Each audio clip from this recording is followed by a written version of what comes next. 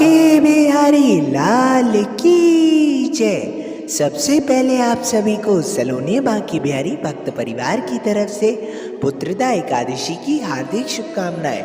आज इस वीडियो में मैं आप सभी को बिहारी जी के दर्शन और आरती दोनों के ही दर्शन कराऊंगा और दर्शन कराते कराते आप सभी को एकादशी की व्रत कथा भी सुनाऊंगा, ताकि आप सभी लोग एकादशी की व्रत कथा सुनकर ही एकादशी के पुण्य को प्राप्त कर सकें।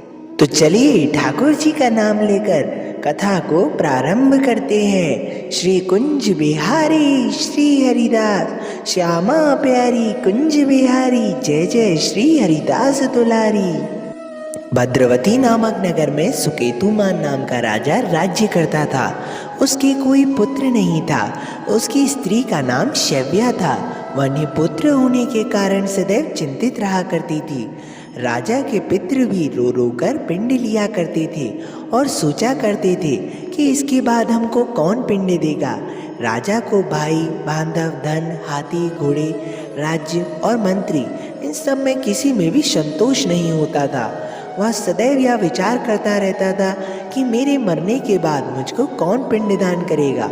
बिना पुत्र के पितरों और देवताओं का ऋण मैं कैसे चुका सकूंगा।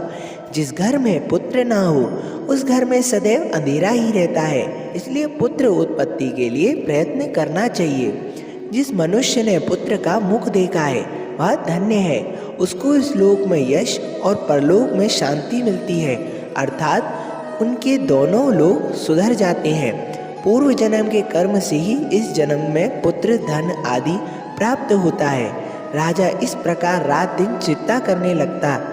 एक समय तो राजा ने अपने शरीर को त्याग देने का निश्चय किया, परंतु आत्मदाह महापाप है यह समझकर उसने ऐसा नहीं किया। एक दिन राजा ऐसे ही विचार करता हुआ अपने घोड़े पर चढ़कर वन की ओर चला गया तथा पक्षियों और वृक्षों को देखने लगा।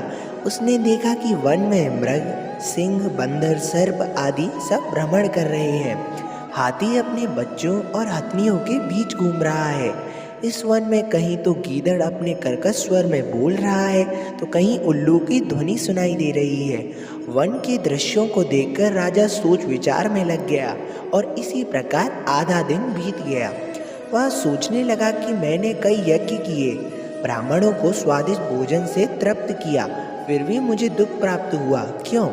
राजा प्यास के मारे अत्यंत दुखी हो गया और पानी की तलाश में इधर उधर फिरने लगा। थोड़ी दूर पर राजा ने एक सरोवर देखा। उस सरोवर में कमल खिले हुए थे तथा सरस, हंस, मगरमच्छ आदि विहार कर रहे थे। उस सरोवर के चारों तरफ मुनियों के आश्रम बने हुए थे। उसी समय राजा के दाहिने अंग फड़कने लगे। राजा शुभ शुकन समाचार घोड़े से उतरकर मुनियों के दंडवत प्रणाम करके बैठ गया।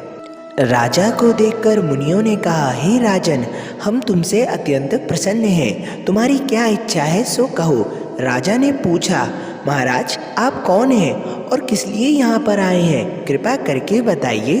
मुनि कहने लगे कि हे राजन, आज संतान देने वाली पुत्रदा एकादशी है। हम लोग विश्वदेव हैं और इस सरोवर में स्नान करने के लिए आए हैं। यह सुनकर राजा कहने लगा कि महाराज, मेरे भी कोई संतान नहीं है। यदि आप मुझ पर प्रसन्न हैं तो एक पुत्र का वरदान दीजिए। मुनि बोले, हे राजन, आज पुत्रदा एकादशी है, आप अवश्य ही इसका व्रत करें। भगवान की कृपा से अवश्य ही आपके घर में पुत्र होगा। मुनि के वचनों को सुनकर राजा उसी दिन एकादशी का व्रत किया और द्वादशी को उसका पारण किया। इसके पश्चात मुनियों को प्रणाम करके महल से वापस आ गया। कुछ समय बीतने के बाद रानी गर्भ धारण किया और 9 महीने के पश्चात उन्हें एक पुत्र हुआ। वह राजकुमार अत्यंत ही शूरवीर, यशस्वी और प्रजापालक हुआ। पुत्र की प्राप्ति के लिए मनुष्य को पुत्रदा एकादशी का व्रत करना चाहिए और जो मनुष्य पुत्रदा एकादशी की व्रत कथा को पढ़ता या सुनता है उसे अंत में स्वर्ग की प्राप्ति होती है। अभी आप सभी लोगों ने पुत्रदा एकादशी की व्रत कथा सुनी। कमेंट सेक्शन में ज़रूर बताइएगा कि आपको व्रत कथा कैसी लगी।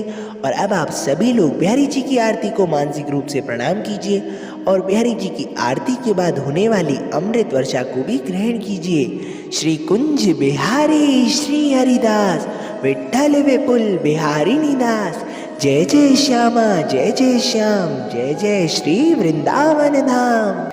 अगर आप लोगों को हमारी ये वीडियो अच्छी लगी हो तो हमारे चैनल को सब्सक्राइब कीजिए और इस वीडियो को ज़्यादा से ज़्यादा शेयर कीजिए। मैं मिलता हूँ आप सभी से अपनी अगली वीडियो में। जय बिहारी जी की और राधे राधे।